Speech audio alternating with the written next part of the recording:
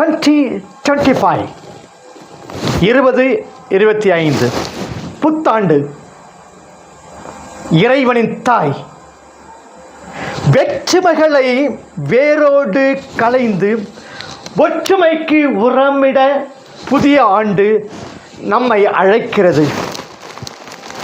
அன்னை மரியாளை ஆழ்ந்து அன்பு செய்தவர்கள் பிரிவதில்லை. பிரிந்தாலும் மரியாள் அவர்களை விடுவதில்லை.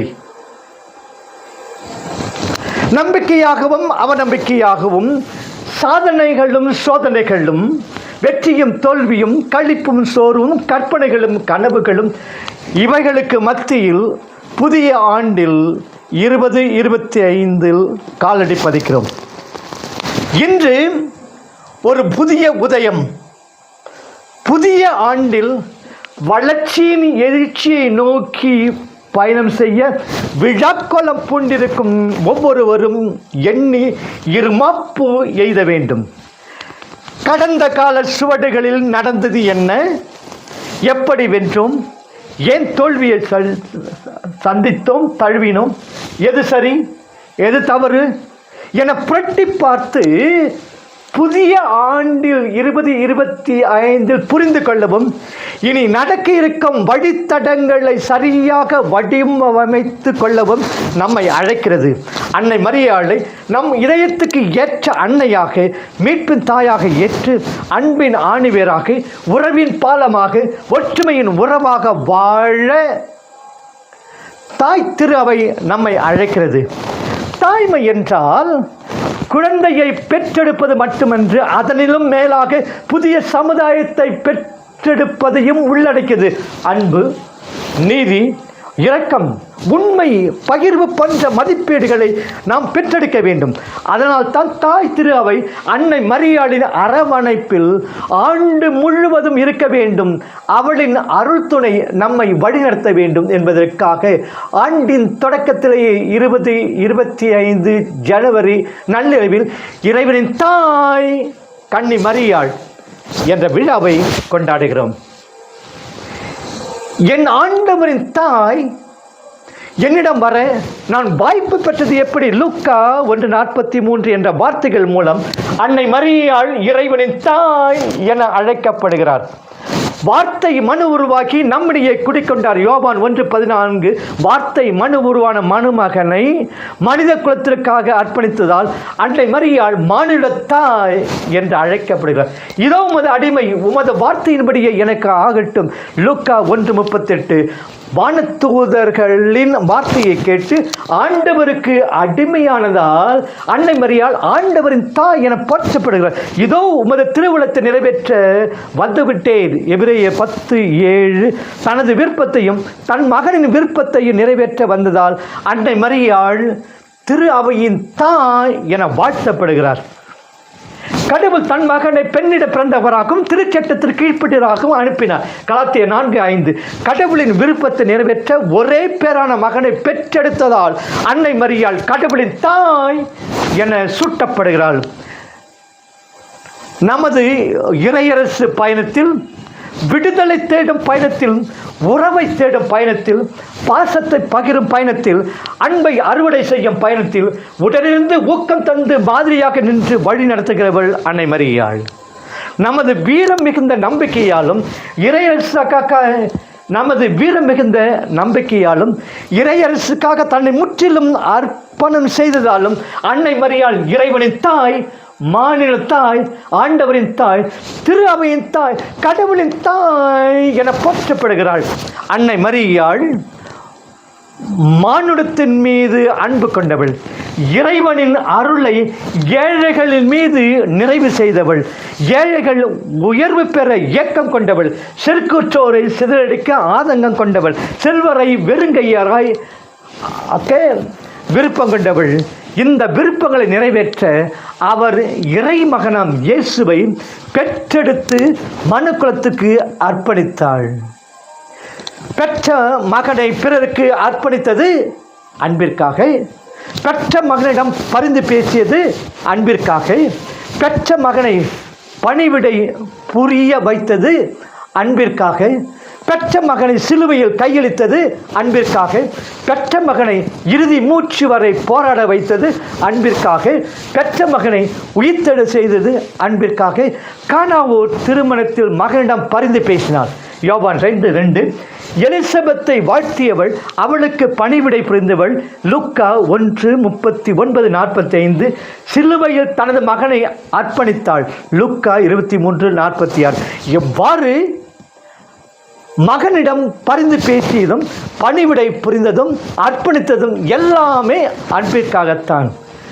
அன்னை மரியாள் அன்பின் அடித்தளமாக ஆணிவராக திகழ்ந்தாள். அன்பில் பிறப்பெடுத்தவள், அறத்தில் உருவெடுத்தவள், பண்பின் விளைநலம், பாசத்தின் திருவுரு, புண்பட்டவருக்கு புகலிடம், அருள் பொழியும் இதயம், இருள் நீக்கும் மதிமுகம், அரவணைக்கும் கரங்கள், அன்பின் அடித்தளம், தூய்மையின் இருப்பிடம், தாய்மையின் இலக்கணம், இத்தனை பண்புகளையும் ஒருங்கே பெற்றதால் இறைவனின் தாய் என அனைவராலும் போற்றப்படுகிறாள். பெற்ற பிள்ளையை காலையில் கோபப்பட்டு திட்டியவள், மாலையானதும் மடியில் போட்டு கொஞ்சுகிறாள். தாய் பிள்ளைக்காக கல்லையும் முள்ளையும் பஞ்சு மெத்தையாக கருதுபவள். அம்மா என்று அழைக்காத உயிரில்லையே, அம்மாவை வணங்காத உயர்வில்லையே. நேரிலின்று பேசும் தெய்வம் பெற்ற தாயின்றி வேறொன்று ஏது என்ற தாயின் அன்பை தெய்வத்தின் அன்போடு ஒப்பிடுகிறான் கவிஞன். அன்பு இல்லாவிட்டால் ஆரம்பம் இல்லை, மாறுதல் இல்லை, வளர்ச்சி இல்லை, வாழ்வு இல்லை. அன்பானது ஓடுகின்ற நதியைப் போல, வற்றாத குளம் போல, மனம் வீசும் மலர் போல, மணக்கும் சந்தனம் போல எப்போதும் மனித மனங்களில் இழையோட வேண்டும். மரியாளின் தாய்மை அது என்ன என்பதை தெளிவாக புரிந்து கொள்ள வேண்டும்.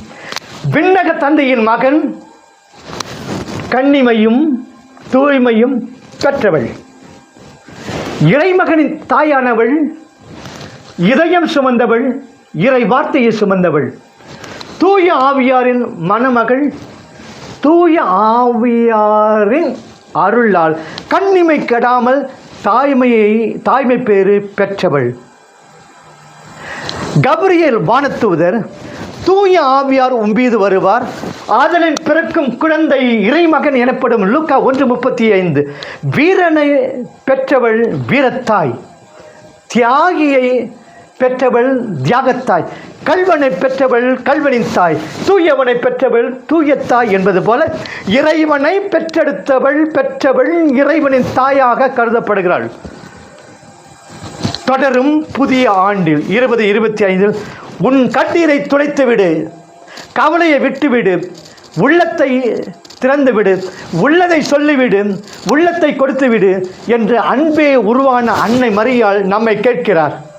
அன்னை மரியாள் இயேசுவை பெற்றெடுத்து அவரை இவ்வுலகிற்கு அளித்ததின் வாயிலாக மீட்பின் தாயானாள்.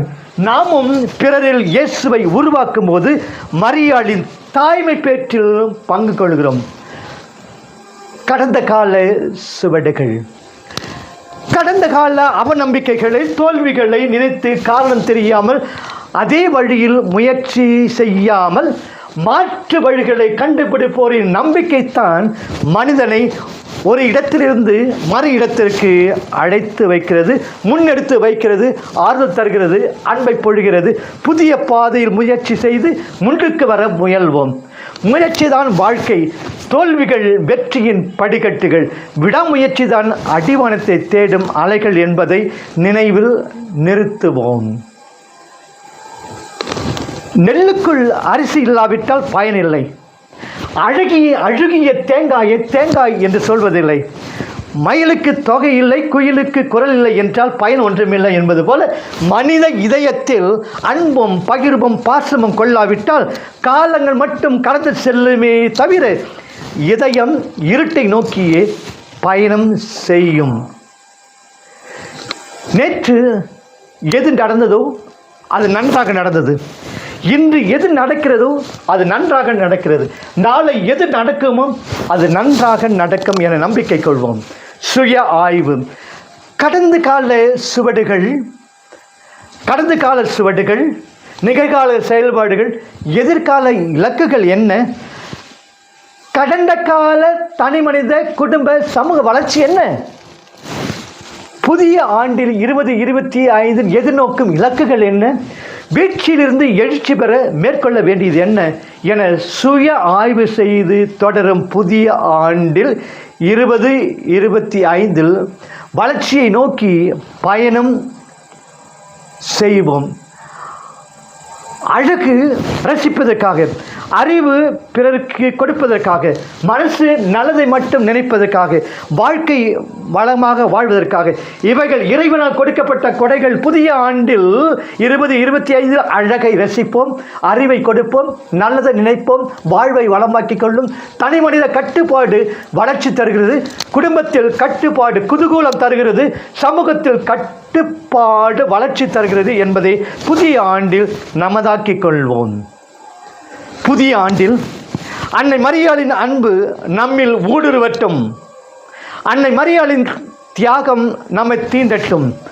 புதிய ஆண்டில் அன்னை மரியாளின் பிறநலம் நம்மை பாதிக்கட்டும். புதிய ஆண்டில் மரியாவின் நீதி நம்மில் நிலைக்கட்டும்.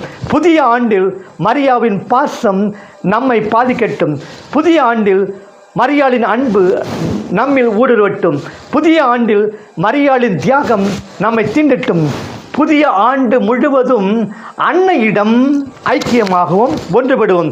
நன்மைக்கு போராடுவோம், தீமையை வெல்ல அத்துமீறுவோம். கடந்த கால கருத்து வேறுபாடுகளையும் மனக்கசப்புகளை கலந்து புதிய உறவில் சங்கமிக்க புதிய ஆண்டில் 2025 சபதம் எடுப்போம்.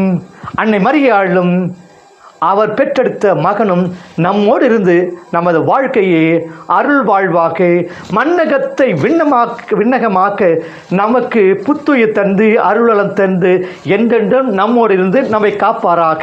ஆமேன்.